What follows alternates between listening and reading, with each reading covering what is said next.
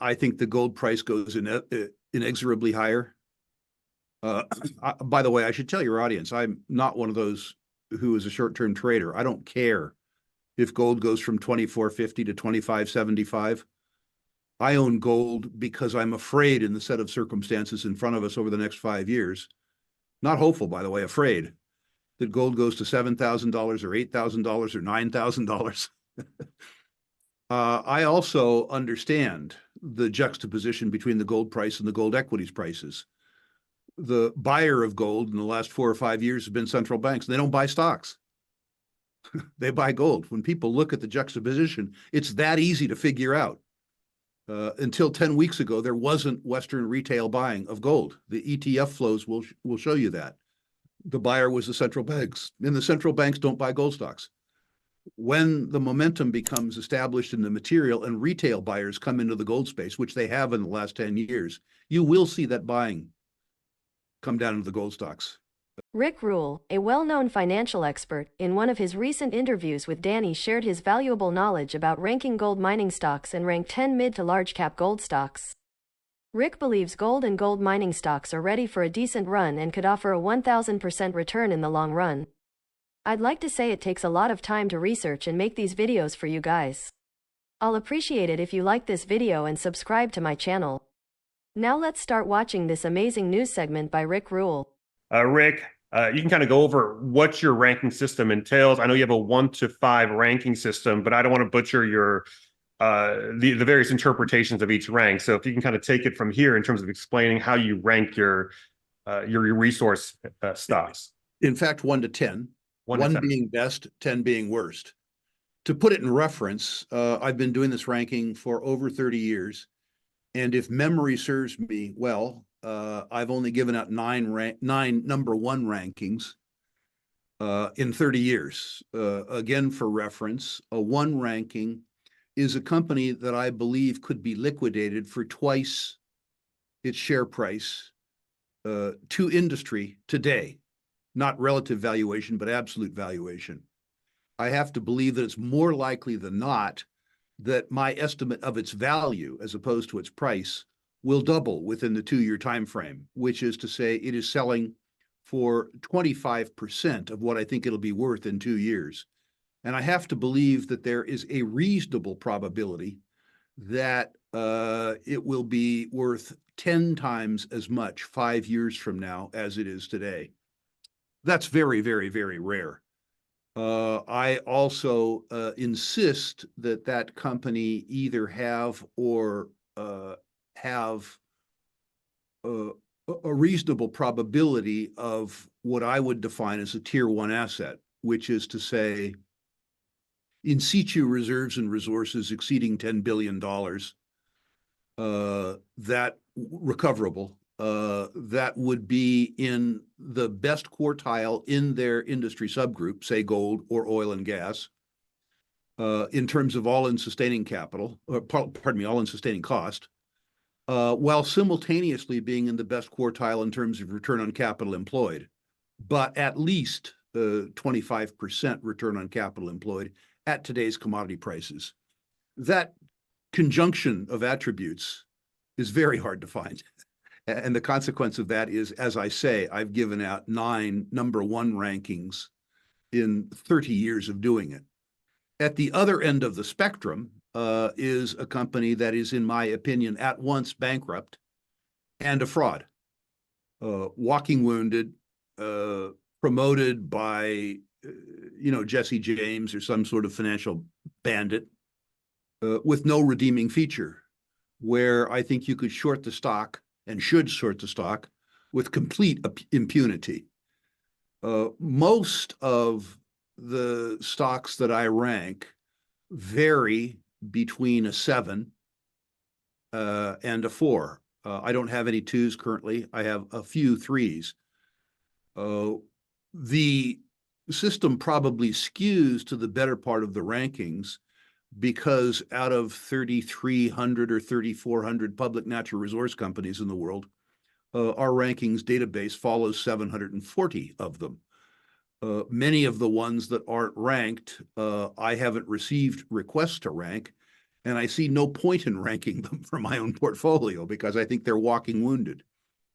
I suspect if we were able to or wanted to rank every public natural resource company in the world, that there would be a decided skew towards 7 through 9. And that's pretty much what I've heard is the case across the various natural resource sectors. You've really got to find the outliers in this space, Rick. Okay, so let's go ahead and kick things off with gold, Rick. Let's go ahead and start off with Newmont. What's your ranking on Newmont? I currently have Newmont as a 5. I think they have wonderful leverage to higher gold prices.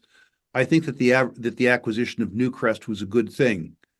I am reviewing them for upgrade based on their stated policy of selling a bunch of their second-tier mines, which has been a problem for them, operating too many second-tier mines, so that they can at once improve their balance sheet with the proceeds of those sales, and also focus on higher quality tier 1 assets.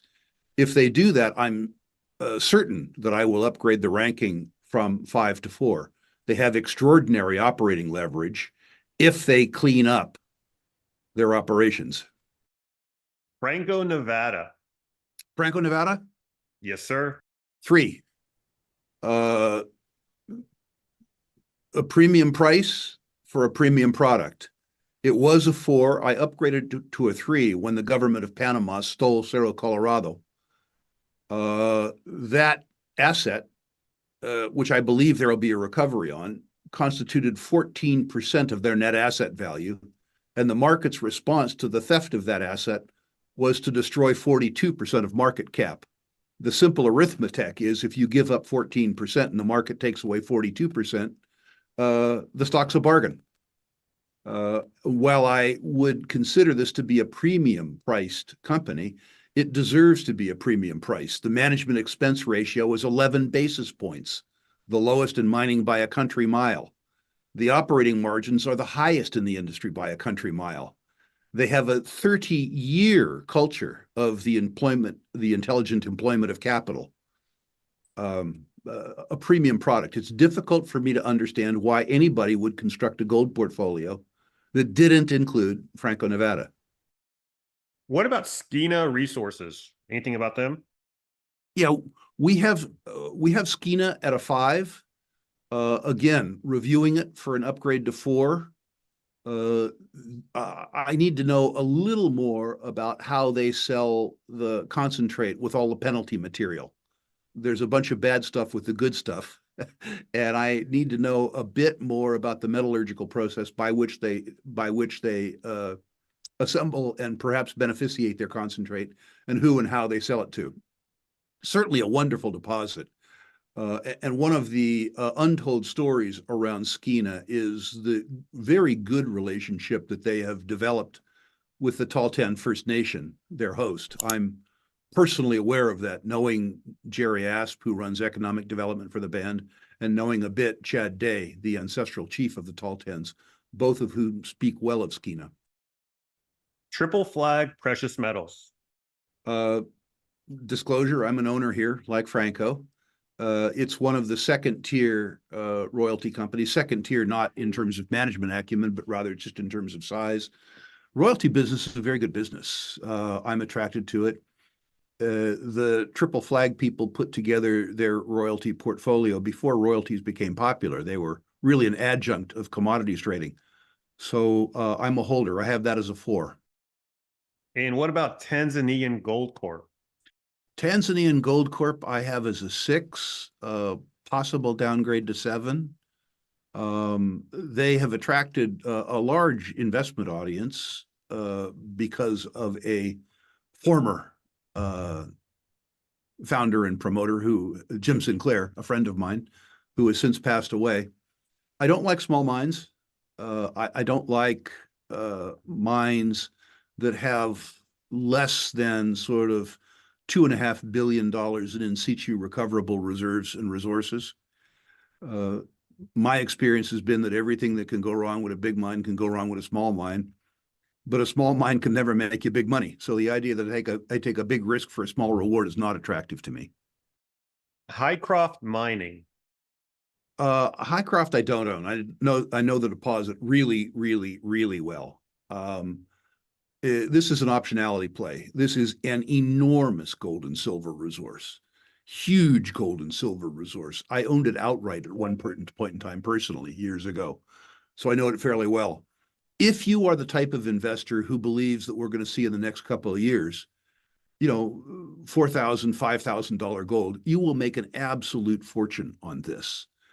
I am not certain that the deposit is economic at all at $2,400 gold. So it's purely an optionality play. For me, at my age, you can take away some of my upside if you take away most of my downside. So I'm not buying optionality plays very much anymore. And what about West Dome Gold Mines? I don't know enough about West Dome anymore to comment. I sold my stock simply because it gave me everything I wanted in a relatively compressed period of time. And there were other Ontario development stories that I wanted to know better. I need to say that when I took it off my rankings list, when I stopped following it, it was a 5. And Alamos Gold? Alamos I have as a 4. I've known John McCluskey, the CEO, personally for, I'm embarrassed to say, 40 years. They have done a wonderful job of capital allocation. They have also done a wonderful job, which they don't get as much credit for, on implementation. They have maintained good return on capital employed. If I had a criticism, it's a whole collection of tier 2 assets, which is to say they don't have any 5 million ounce deposit. They have a collection of 1.2, 1.3 million ounce deposits, but they operate them extraordinarily well. And Metallo Royalty and streaming? Metallo Royalty I have as a 5. It used to be a 6. E.B. Tucker and crew have done a great job of promoting. And my argument with Metallo wasn't necessarily the quality of assets, but rather the price of the whole. They did too good a job for me.